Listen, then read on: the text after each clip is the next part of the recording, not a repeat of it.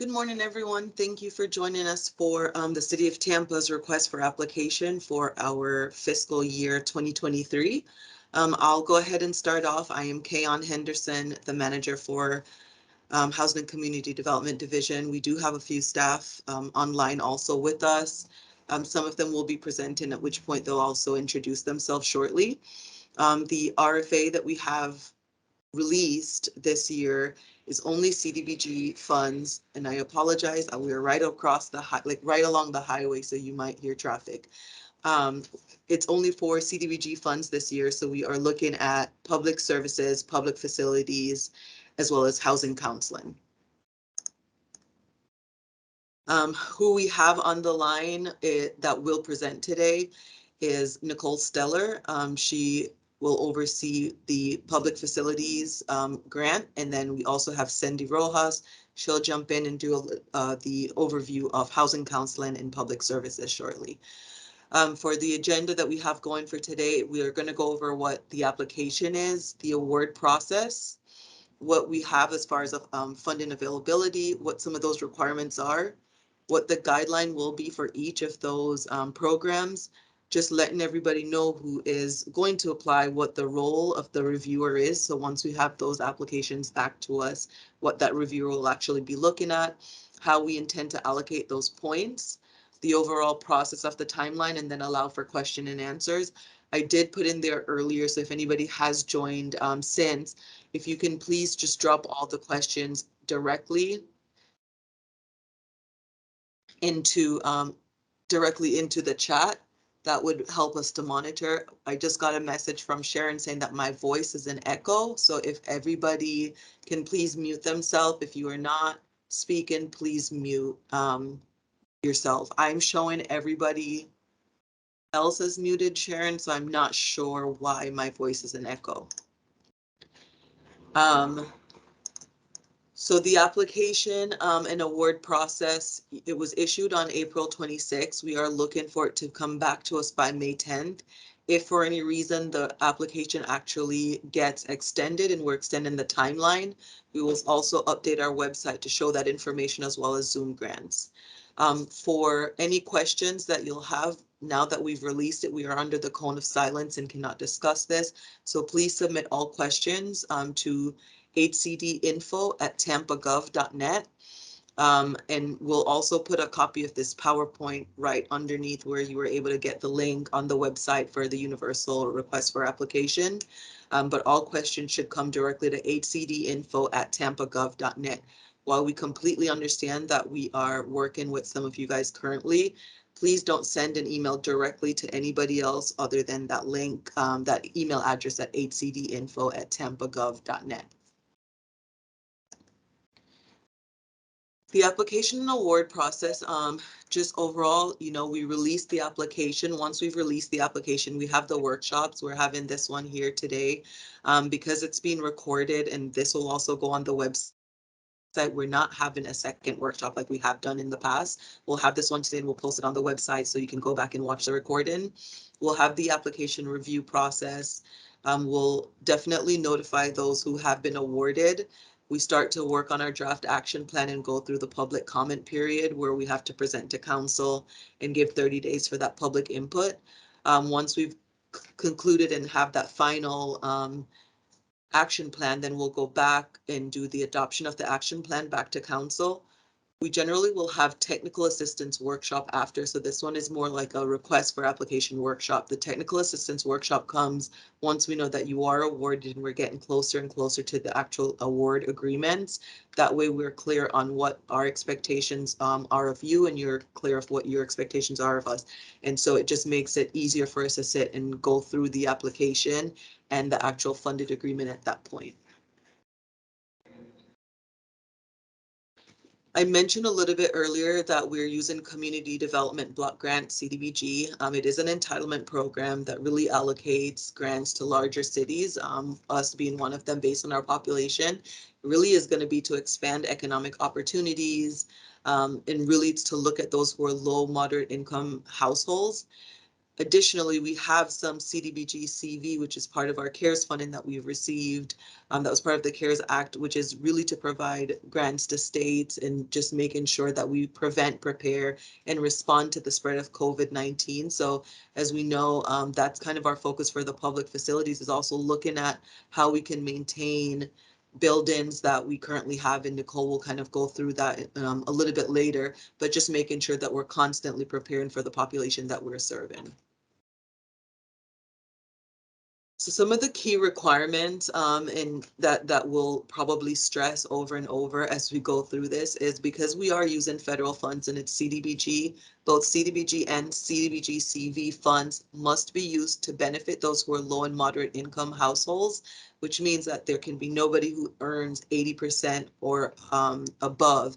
Everybody has to be at 80% or below the area median income to qualify for these programs. We have different ways of creating the eligibility forms and making sure that we have that information back to us. But we just want to stress that because these are federal funds, they have to be for those who are at this point benefiting low and moderate income persons or low income areas, or to eliminate slum or blight conditions.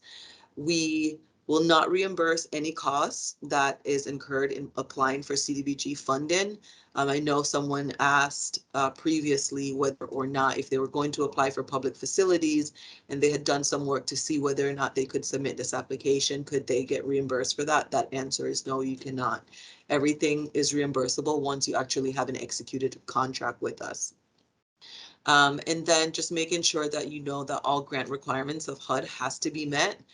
We've put 2 links there. And again, this is going to be on the website. This entire PowerPoint will be on the website, where you can find additional information for CDBG, as well as CDBG CV for the public facilities and how it relates to this. There's a toolkit listed and the website directly.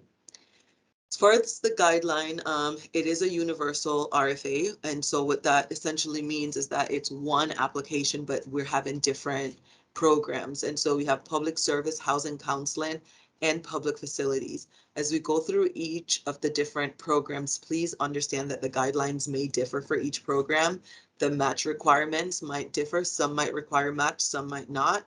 The funding for leverage or matching has to be committed for the requested project and really be made available during the project period. So you couldn't submit an application now stating that you wouldn't have match until a year from now, but you're looking for funds to start for October 1st.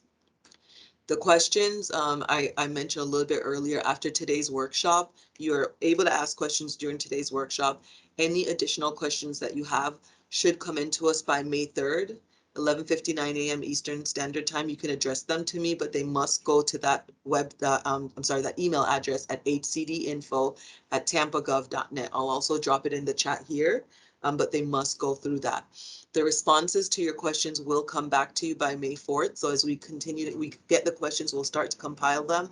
Once we've compiled all those questions, we're going to return them by May 4th. Those will also be posted on our website.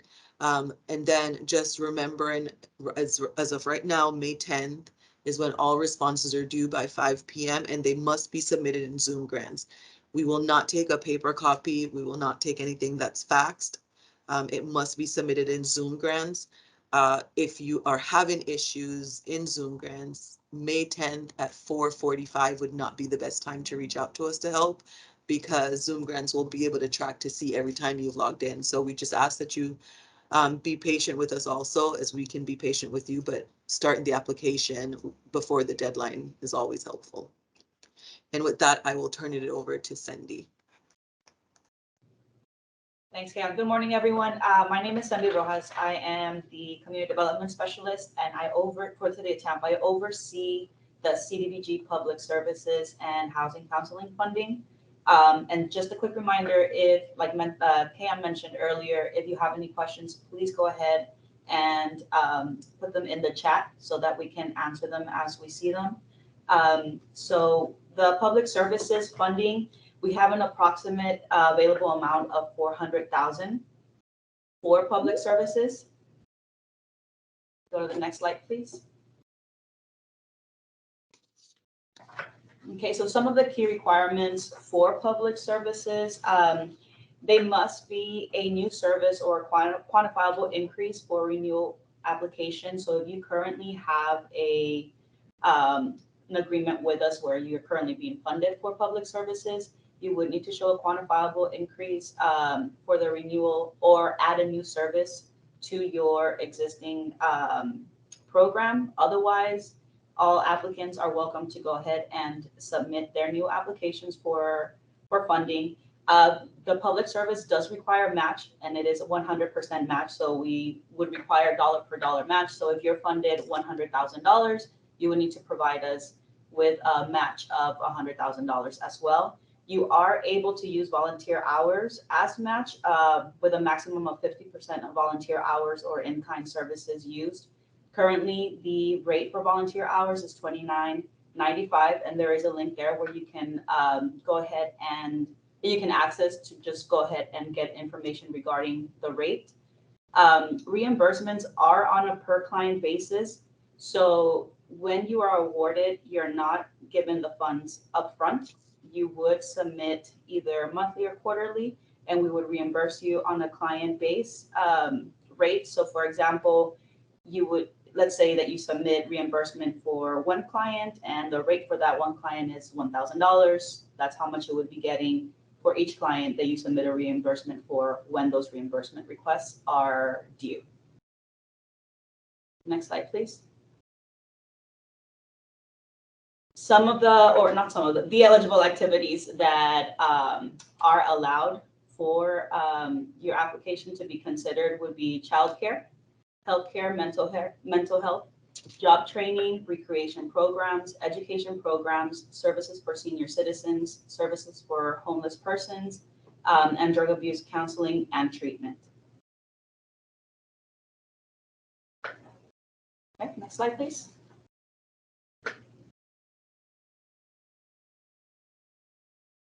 Okay, for housing counseling, the approximate available amount is $275,000 for housing counseling funding. Some of the key requirements, and again, there are more details in the application on Zoom grants, but just some of the main ones would be that the RFA is issued pursuant to 24 CFR Part 570, which is Entitled Community Development Block Grant. And the primary objective for CDBG is to create a suitable living environment, provide a decent housing, and expand economic opportunities for low and moderate income persons.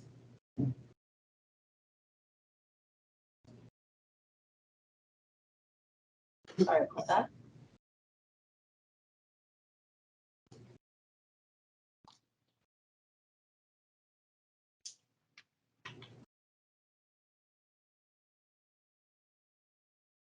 Give me 1 second, please.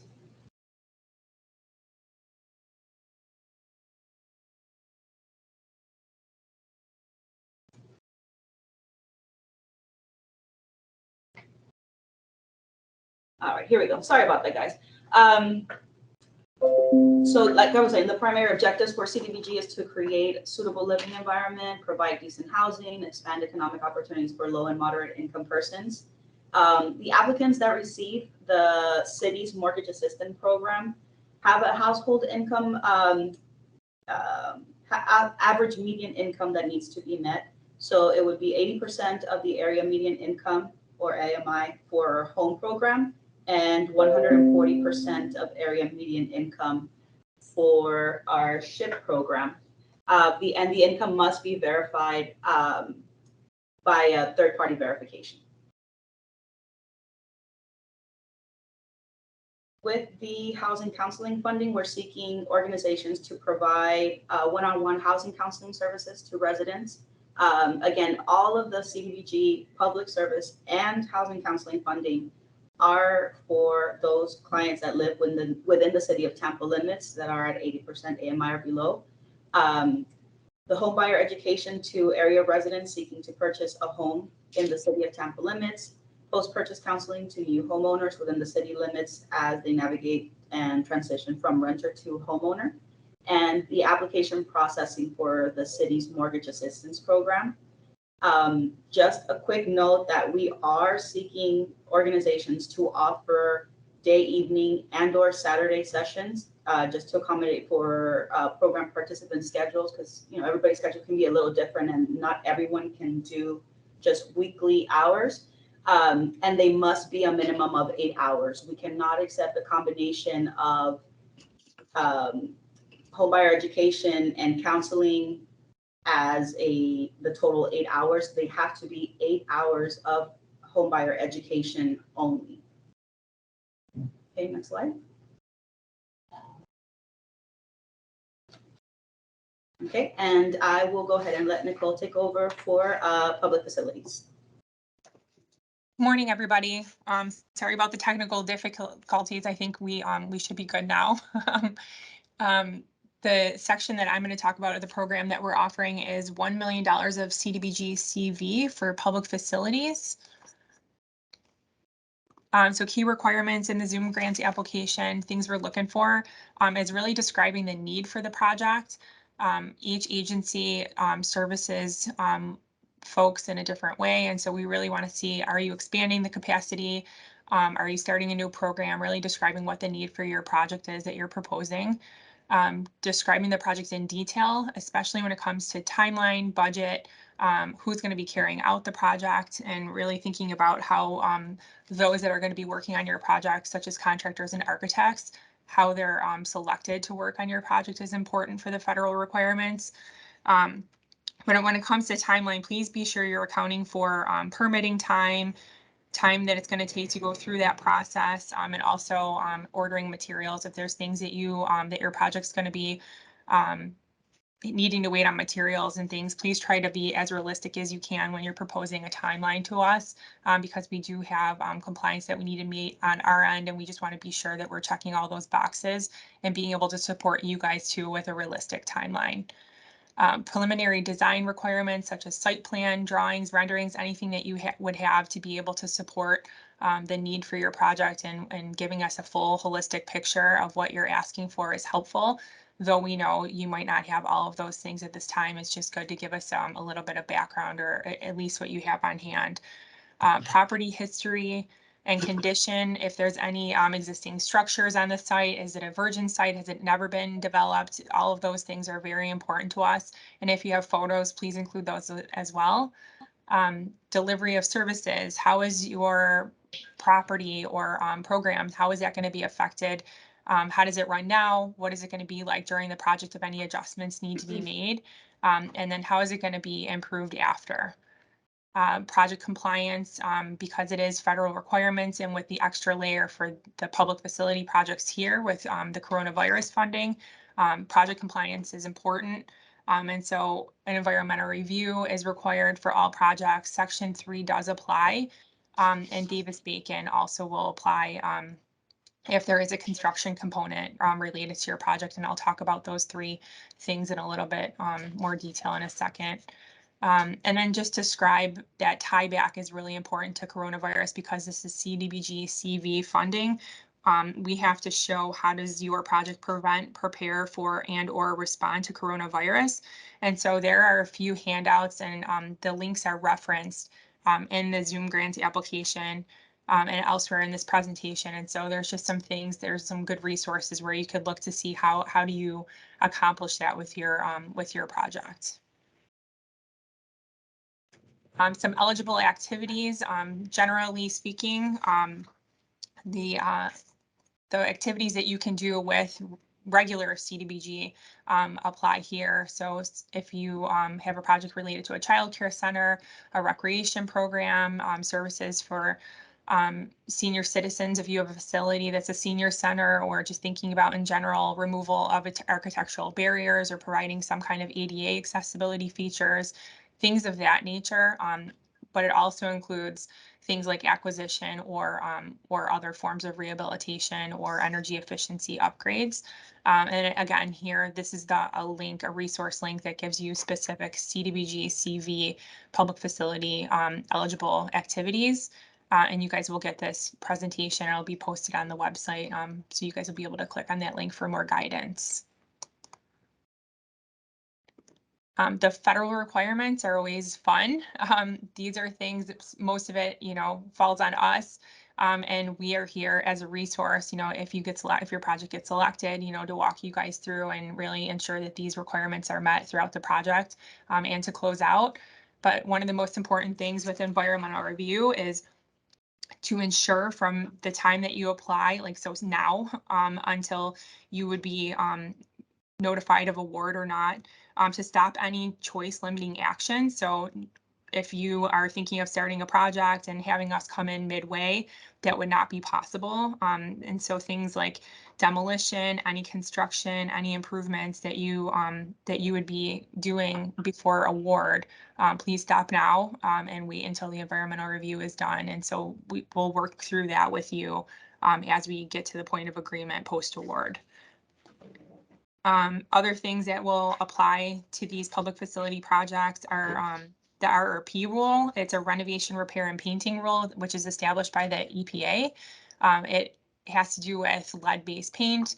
And if your facility is specifically for schools or childcare facilities, if it's built before 1978, there's certain lead safe work practices that would need to be part of the construction contract documents and checking the boxes and notifying those that are using the facility right now. And then we walk you through the other compliance measures that would need to be met throughout the project. Davis-Bacon, like I mentioned, it's a requirement that has to do with prevailing wage, and basically it's making sure that anybody that would be working on the project in a construction or labor sense would have to be paid a prevailing wage, which means they can't get paid for work less than anybody of a general area.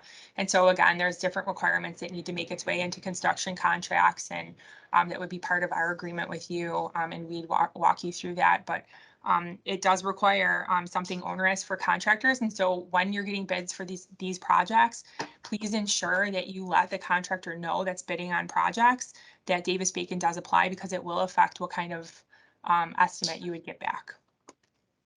Section 3 is another requirement that's federal. It requires that recipients of HUD-funded assistance to the greatest extent feasible provide training, employment contracting, and other economic opportunities to people that are local and of a certain income. And even contractors can be designated as a Section 3 business concern, and there's a place where they can register, and we provide that information to you through the HUD guidance that we have. Locally here at the city of Tampa, we have an EBO program, an Equal Business Opportunity Program. And so that program is tailored to help small business, women, minority service, disabled, veteran-owned businesses. And it works similarly to Section 3, but at the local level.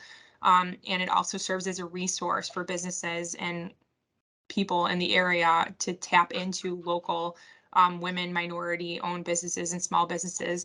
They can look to be certified with the city if they are in fact 51% ownership controlled by whatever that entity or small population group is, and it's at no cost to business owners. Expedited and accelerated permitting. This is something that we've been working on a lot with our projects and have seen great success with construction permitting. Basically, there is an expedited process for housing projects and other facility projects such as this that would help that provide services to low mod income persons. And so there's a priority given to projects like this, so it does go faster. We've seen great success with this, like I said. And the project just has to be qualified and designated, and you'd be dedicated, your project would be dedicated a person to walk you through that developmental review process. So as we move through the process, again, like we'll have your project earmarked for that to be walked through. And there's also project consultations and things like that that are offered. And so now going back to like the RFP process or the RFA award process, the role of reviewers, us as city staff will work to verify supporting documentation and making sure you meet those minimum threshold requirements. And then the reviewers are actually being asked to evaluate proposals, and they'll make a recommendation who to fund and what amount based on what you've proposed. There's a points allocation process, and so generally speaking, projects that are submitted that give more than an adequate response will receive maximum points. Inaccurate, oh my gosh, I can't talk. Inadequate or no response will be no points, and then something in between would give you medium points, which is usually just falls dead center in between what those points would be. And here's a breakdown of the scoring. We can go through these, I guess, one by one, but like I said, you'll have this, and it's also in Zoom grants. How well did the applicant describe the project? Maximum points are 5. Has the agency ever had compliance challenges? And if you ever have had funds recaptured or funds unspent within your allocated time periods, please share that with us, whether it's with our organization or another. And so it'll just help us be able to more realistically set up timelines and constraints, time constraints, and expenditure deadlines in your agreement. Knowledge and capacity to develop, implement, and administer a program. And so thinking about like the staff capacity, here speaking about like the general capacity of financial situation with private dollars, and just really giving us an understanding of what your commitments are on the project and your financial reporting experience is very important. Additional application scoring criteria is project and program goals. Like I had mentioned, I think Cindy did too, just really trying to get a handle on, are you expanding something you've already done? Are you having something newly created? Just trying to give us a picture of what your goals are and how it aligns with our goals that we need to meet national objectives for with our federal funding. Budget, making sure that everything is included there. And how will the organization sustain the project over time, especially if it is something that you're expanding on, making sure that that is something well thought out. And then there's a few things that are required that give points from the city's perspective in federal requirements, the matching of funds, which doesn't apply to the public facilities projects, but it does apply for the other programs. The minority business forms and the disaster recovery questionnaire are all required. Here's the timeline. Can kind of went through this at a higher level, but here are the details of tentative dates that we have in mind for the process. And so it was released on Tuesday, the 26th. Here we are at the 29th. There are questions, and I think the Can said she was going to drop the email address for questions into the chat box, but it's also included in this presentation and in the Zoom grants application online. So any questions submitted would be due by the 3rd, and then you would get responses back. I'm pretty sure she said by the 5th. We have to go through our federal action plan process, which is required. And so that's why some of these dates probably are marked as tentative, only because we have to be able to get on council calendar. And then making sure everything is submitted by May 10th and working through that process. The final plan deadline for our action plan is August 15th, and the fiscal year 23 begins on in October. And so that's when the contract period would start. Should you be awarded, it would cover from October 1 to September 30 of next year. And I think if anybody's been dropping questions into the chat, there may have been some answers given, but if anybody had any questions now, we'd be able to address those at this time. And then, as Kian said, more formal questions would have to be submitted later on to that email address.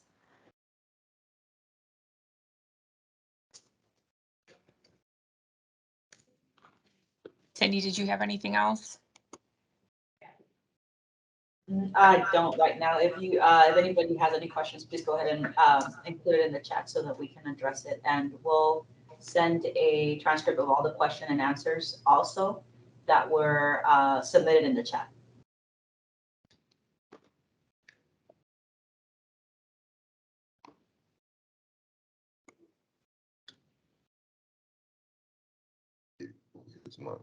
Sure.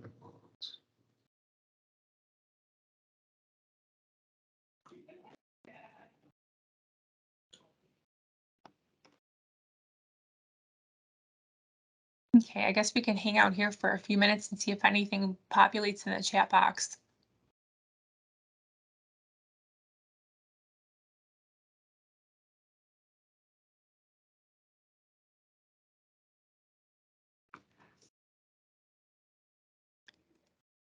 I see a question from Bobby Davis, and I don't have a ton of experience with Zoom grants, but so Cindy or can stop me if I'm wrong, but I think that I think you are able to do that, but I'm not 100% sure. And so I think in the Zoom grants application, there's a technical assistance.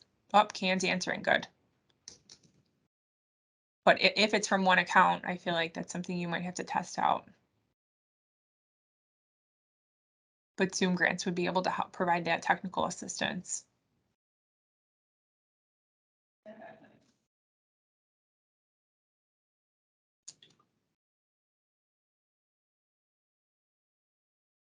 Donna, just to make sure we answer your question correctly, can you maybe unmute and ask your question? Okay, thank you. I was just wondering, is there an actual document for the RFA or RFP, or is it just the questions that we can see in Zoom grants? That's that. Yeah, the questions is what you have. That's what Okay. we downloaded. All right. Okay, thank you. You're welcome.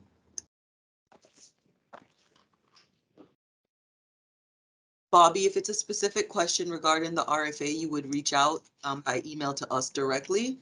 But if you have technical questions about what Zoom grants can or cannot do, you would reach out to them.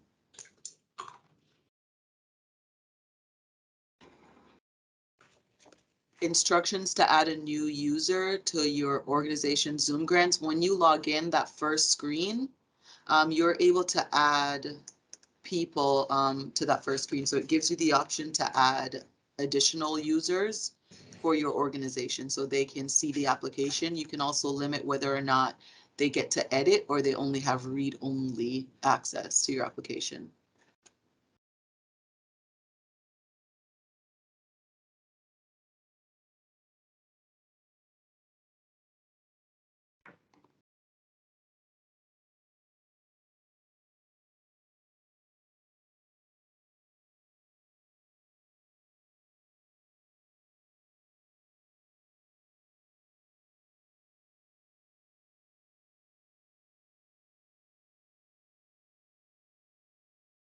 Okay, I'm not seeing any more questions popping in. And so just want to say thank you, everybody, for your time. And so this will be posted probably by the end of today on the city's website.